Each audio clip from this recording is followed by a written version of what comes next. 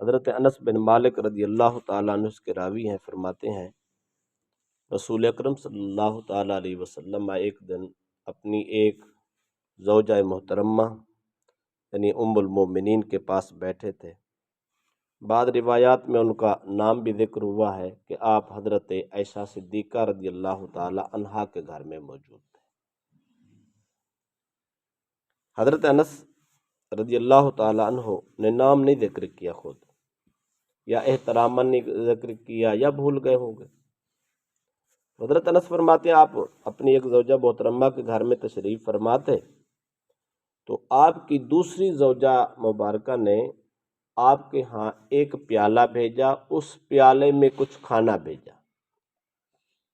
یہ عموماً اور اکثر یہ ریت تھی، جب سرکار دو عالم وسلم حضرت عائشہ صدیقہ کے پاس ہوتے تو لوگ زیادہ تر آپ کو تحفے بھیجتے، اور حضرت عائشہ صدیقہ رضی اللہ عنہ کا ذریعے بھیجتے، وہ تحفہ مقبول ہو جاتا، منظور نظر مصطفیٰ ہو جاتا۔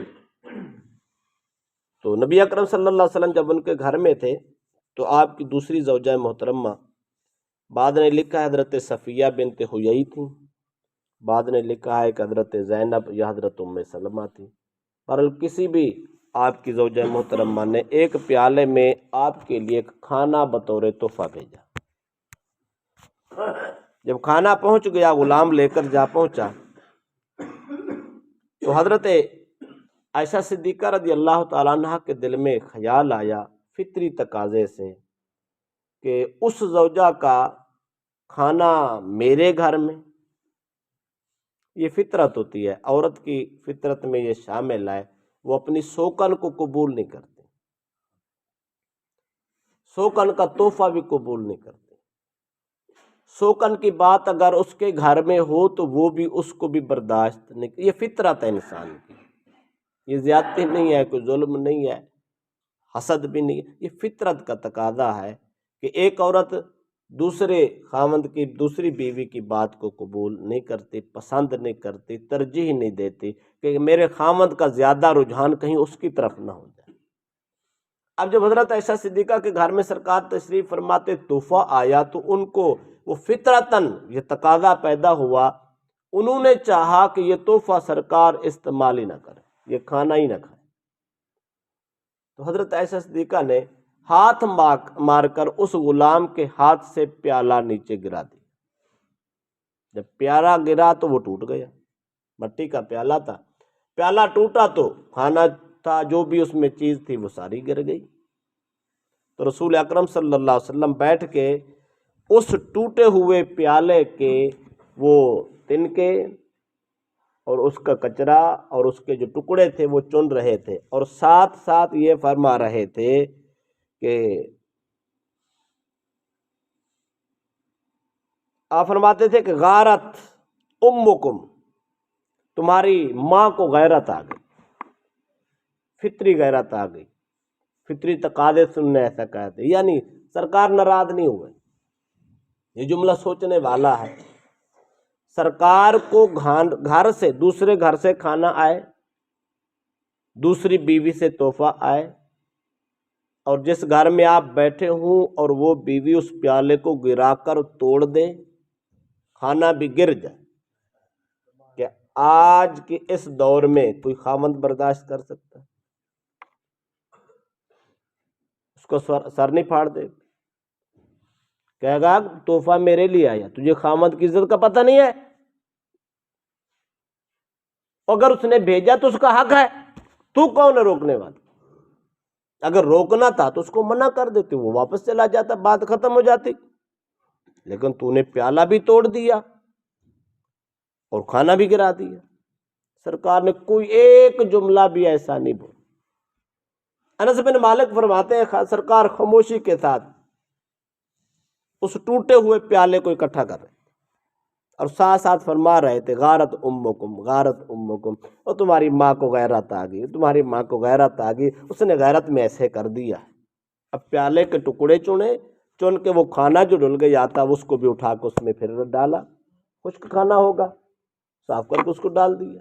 آج بھی حکم شریعت یہی ہے، اگر آپ کوئی چیز کھانا کھا رہے ہیں یا کوئی چیز استعمال کر رہے ہیں، ان میں سے کچھ گر جائے، اس کو ڈال نہیں دینا، اس کو اٹھا لینا۔ اگر وہ صاف ہونے کے قابل ہو تو اس کو صاف کر کے استعمال کر لیں، ضائع نہ کریں۔ ہم تو دیکھتے ہیں نا، ساتھ کوئی آدمی بیٹھا تو نہیں اٹھاتے، اکیلے بیٹھو شاید اٹھا لیں۔ بات کسی کے اکیلے یا مجمع کی بات نہیں ہے، بات شریعت محمدی کی ہے۔ اگر کوئی چیز گر گئی ہے تو گر جاتی ہے، اس کو اٹھا کے صاف کر کے استعمال کرنا چاہیے۔ رسول اللہ صلی اللہ علیہ وسلم کی سنت ہے، آپ کی تعلیمات ہے، آپ کا عمل ہے۔ آپ نے اٹھایا، اس کو پیالے میں ڈالا، اتنی دیر میں ملازم کو روکا، غلام کو روکا، فرمایا رک جا، وہ رک گیا۔ تو نبی اکرم صلی اللہ علیہ وسلم نے کیا کیا؟ حتی اتیا بصحفۃ من عند التی هو فی بیتہا، جس خاتون کے گھر میں آپ تشریف فرماتے اس گھر میں بھی سرکار کا پیالہ تھا۔ ایک مسئلہ اور سن لیں، بیوی ایک ہو یا 10 ہو، سرکار کی 11 بیوی، امت کے لیے 4 کی اجازت۔ سرکار دو علیہ وسلم جس بیوی کے پاس تھے، بلکہ ہر خاوند کے لیے حکم ہے، گھر کا جتنا سامان ہوتا ہے، مال ہوتا ہے، وہ سارا اس کا مالک حقیقتاً خاوند ہوتا ہے۔ کچھ مال اس میں ہوتے ہیں جو بیوی کے ملک ہوتے ہیں، ذاتی ان کی خرید ہوتی ہے، ذاتی مال ہوتا ہے، اس سے ہٹ کر باقی سارا گھر کے معاملات یہ سب کچھ خاوند کا ہوتا ہے۔ تو رسول اکرم صلی اللہ علیہ وسلم جس خاتون کے گھر میں بیٹھے تھے، اس کا سارا ساز و سامان سرکار کا اپنا تھا۔ ہر بیوی کے گھر میں سرکار کے کھانے کے برتن مخصوص تھے، تو سرکار کا اس گھر میں بھی پیالہ پانی پینے کا، دودھ پینے کا الگ تھا، اس گھر میں الگ تھا، اگلے گھر میں الگ تھا، ہر گھر میں الگ رکھا ہوا تھا۔ اس خاتون نے آپ کو جب تحفہ بھیجا، وہ پیالہ گر کے ٹوٹ گیا، سرکار دو عالم صلی اللہ علیہ وسلم نے اس گھر سے، یعنی حضرت ام المومنین عائشہ صدیقہ کے گھر والا پیالہ اٹھا کر وہ اس غلام کو دیا، فرمایا یہ پیالہ جو سالم ہے، درست ہے، یہ اس کو واپس کر دینا۔ وہ جو ٹوٹا ہوا پیالہ تھا وہ ان کے گھر میں رکھ دیا، فرمایا تم نے توڑا ہے، یہ تمہارے حصے میں۔ تو اس پر یہ جو باب ہم غصب کا پڑھ رہے ہیں، وہ جو حضرت عائشہ صدیقہ نے تھوڑا سا نقصان کیا تھا، پیالہ توڑ دیا تھا، یہ بھی غصب کے حکم ہے۔ شریعت محمدی میں کسی کا تھوڑا سا نقصان بھی شریعت وہ قابل واپسی کرتی۔ سرکار نے عملاً ایسا کیا، ان کا پیالہ اٹھا کے ان کے گھر میں بھیج دیا، وہ ٹوٹا ہوا پیالہ ان کے گھر میں رکھ دیا۔ ایک اور بات بھی شارحین نے لکھی ہے، وہ ٹوٹا ہوا پیالہ بھی سرکار نے باہر نہیں ڈالا۔ آج کل تو فراوانی ہے برتنوں کی، تھوڑا سا پیچھے جائیں تو برتنوں کی بھی بڑی پریشانی ہوتی تھی، ایک ایک کولی میں پتہ نہیں کتنے لوگ کھاتے تھے، چند کولیاں گھر میں ہوتی تھیں۔ تو وہ زمانہ جو آج سے 1400 سال پہلے کا زمانہ ہے، وہ عیاشی کا زمانہ تو تھا نہیں۔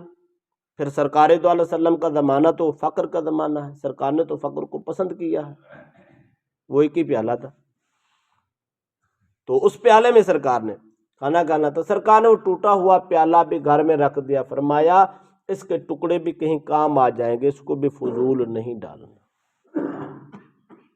اس کا مطلب ہے اگر گھر میں کوئی چیز ٹوٹ جائے، کسی اور کام لگ سکتی ہے تو اس کو استعمال کر لینا چاہیے، بجائے اس کے کہ اس کو ضائع کر دیں۔ اگر ضائع کر دیں گے تو یہ بھی ضیاء میں آتا ہے، یہ بھی اچھا طریقہ نہیں ہے۔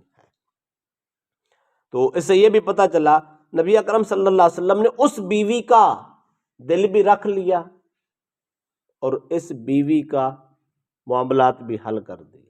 غصہ ایک جملے کا روایت میں نہیں ملتا۔ اگر یہ اخلاق آج امت میں پیدا ہو جائے، میرے خیال ہے کبھی زندگی میں طلاق نہیں ہوگی، گھروں کو معاملات خراب نہیں ہوں گے۔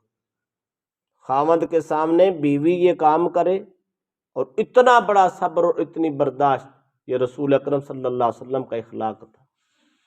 یہ کر کے اس لیے دکھایا، کیا وہ پوچھ نہیں سکتے تھے؟ پوچھ سکتے تھے۔ غصہ نہیں کر سکتے تھے؟ بابا کر سکتے تھے۔ مطالبہ نہیں کر سکتے تھے؟ کر سکتے تھے۔ سارے کام کر سکتے تھے، نہیں کیا۔ جس ہستی نے 11 بیویوں کے ساتھ زندگی گزاری ہے، اس کا نام محمد الرسول اللہ۔ یہ اخلاق ہی تو تھا، اس نے اتنے گھر آباد کر رکھے۔ ہم ایک بیوی کے ساتھ گزر بسر نہیں کر سکتے، معاملات نہیں ڈیل کر سکتے، گھر نہیں چلا سکتے، تو جس ہستی نے 11 بیویوں کے ساتھ زندگی گزاری ہے اور معاملات چلائے ہیں اور سب کے حق ادا کیے ہیں، سب کے ساتھ اخلاقیات پورے کیے ہیں، سب کو ایک ترتیب سے رکھا ہے، یہ اخلاق ہی تو تھا۔ آج بھی جن گھروں میں افراتفری ہے، جن گھروں میں فتنہ پروری ہے، ان لوگوں کے ہاں بد اخلاقی ہے، حقوق کی غصب، ایک دوسرے کا لحاظ نہیں کرتے، ایک دوسرے کا حیا نہیں کرتے، ایک دوسرے کا حق نہیں دیتے، ایک دوسرے کا ہمدردی نہیں کرتے، ایک دوسرے کے معاملات کو اچھے طریقے سے ڈیل نہیں کرتے، جس کی وجہ سے میاں بیوی کی آپس میں لڑائی، بچوں کی آپس میں لڑائی، افراتفری۔ یہ باتیں پڑھیں نہ کبھی، حدیث کا مطالعہ۔ ہمارے معاشرے میں بہت بڑی خامی ہے، ہم لوگ پڑھتے نہیں ہیں، سمجھتے نہیں ہیں، جس کی وجہ سے ہمارے سوچ میں ایسا تصور ہی نہیں ہے کہ بیوی کی بات بھی برداشت کی جاتی ہے۔ ہم سب سے پہلے اناء کا مسئلہ بنا رہے ہوتے ہیں کہ بیوی اور خامد کے سامنے، یہ مسئلہ نہیں ہے۔ سرکار صلی اللہ علیہ وسلم تشریف فرماتے، آپ کی ازواج اکٹھی ہو گئی، انہیں آ کے مطالبہ کیا کہ یا رسول اللہ صلی اللہ علیہ وسلم، ہمارے اخراجات زیادہ ہیں، لہذا جو آپ ہمیں مال دیتے ہیں، جو ہمیں رقم دیتے ہیں، وہ زیادہ کرتے۔ نبی اکرم صلی اللہ علیہ وسلم نے ان کو سارے حالات بتائے۔ سرکار نے فرمایا آپ کو پتہ ہے میری آمدنی، میرے معاملات، اس وقت میرے پاس کوئی ایسی فرصت نہیں ہے اور ایسے معاملات نہیں ہے کہ میں آپ کے اخراجات بڑھا دوں، آپ کا مال بڑھا دوں، لہذا جو ہے اسی پہ گزارا کرنا، اللہ کا شکر ادا کرنا ہے، رب جس حال میں رکھے اسی پہ راضی رہنا۔ سرکار دو علیہ وسلم نے ان سب کو قائل کیا، قائل کر کے ان کو اپنے ساتھ ملایا، پھر دنیا اور آخرت کی فکر پیدا کرے۔ فرمایا یہ دنیا کی حرص ہے، یہ ختم نہیں ہوگی، ادھر کدھر جائے، جتنی لیتے جاؤ گے یہ بڑھتا جائے، لہذا ہمیں دنیا کے پیچھے نہیں، ہمیں آخرت کی فکر۔ آج جس زمانے میں آپ اور میں زندگی گزار رہا ہوں، کیا خیال ہے اس زمانے میں کوئی خاتون مانتی ہے؟ وہ کہتے مجھے نہیں خبر، تو چوری کرے، جاری کرے، جھوٹ کرے، فراڈ کرے، جو دل چاہے کرے، مجھے چاہیے۔ فلاں ایسے، فلاں ایسے، فلاں ایسے، فلاں فلاں کی مثالیں دے کر آج خامد مسافر ہو گئے، خامد اجڑ گئے، وہ سولی پہ لٹکے ہوئے، موت کا سامنا ہے، پیسے دے کر جانے بیچے جا رہے ہیں، زندگیوں سے کھیلا جا رہا ہے، سمندروں کے دریاؤں کے حوالے کیا جا رہا ہے، کوئی خبر نہیں ہے کیا ہے معاشرے میں زندگی گزارنی ہے۔ آج بھی خواتین کو ازواج النبی کی سیرت پڑھنی چاہیے، ان کے گھریلو حالات پڑھنے چاہیے، ان کے اخلاقیات پڑھنے چاہیے۔ کبھی بھی اپنے خامد کے سامنے ایسا مطالبہ نہیں کرے گی جس سے مرد کی زندگی یا اس کی عزت دو پہ لگ، کیونکہ ہم نہ پڑھتے ہیں، نہ پڑھاتے ہیں، نہ ہمارا ماحول ہے، جس کی وجہ سے دن بدن پریشانی ہے، دن بدن پریشانی ہے، افراتفری، حالات ابتر ہوتے جا رہے ہیں۔ اس لیے ہم سب کو سیرت النبی پڑھنی ہے، سب کو سیرت ازواج النبی پڑھنی ہے، ہمیں اہل بیت کے حالات پڑھنے ہیں۔ سیدہ فاطمۃ الزہرا جیسی لاڈلی بیٹی کائنات میں کسی کی نہیں ہے، ان کے ہاتھ دیکھیں تو ان کے ہاتھوں پہ بھی چھالے نکلے، ہاتھ سے چکی پیس پیس کے آٹا بنا بنا کر چھالے نکلے۔ سرکار دو علیہ وسلم کے ہاتھ دیکھتے اور کہتے فاطمہ القاسب حبیب اللہ، جو ہاتھوں سے کسب کرتا ہے رب اس سے محبت کرتا ہے، کوئی بات نہیں، تکلیفیں ہوتی رہتی ہیں، گھر تو چلانا۔ آج ہم اپنی بیٹی کو تھوڑی تکلیف میں دیکھیں تو ہم سر پھاڑ دیتے ہیں، بیٹی کو گھر میں بٹھا دیتے ہیں۔ جب سے ماں باپ اپنی بیٹی کو اس طرح وارث بنا ہے، تھوڑی سی تکلیف پہ گھر بٹھا دیا ہے، وہ سالوں تک روتا رہتا ہے، بیچتا ہوتا ہے، ذلیل و خوار ہوتا ہے، گھر اجڑ جاتے ہیں، نہ ادھر عزت نہ ادھر۔ ایسا نہیں ہے، بیٹیوں کی بھی تربیت کرنا لازمی ہے، بیویوں کی تربیت کرنا لازمی ہے، ہم مردوں کو سیرت النبی پڑھنا لازمی ہے، خواتین کو سیرت النبی، سیرت ازواج النبی پڑھنا لازمی ہے۔ جب ہم پڑھیں گے تو ہماری زندگی میں صبر پیدا ہوگا، تحمل پیدا ہوگا، سوچ بدلے گی، جب سوچ بدلے گی ہم ایک دوسرے کی عزت کر پائیں گے۔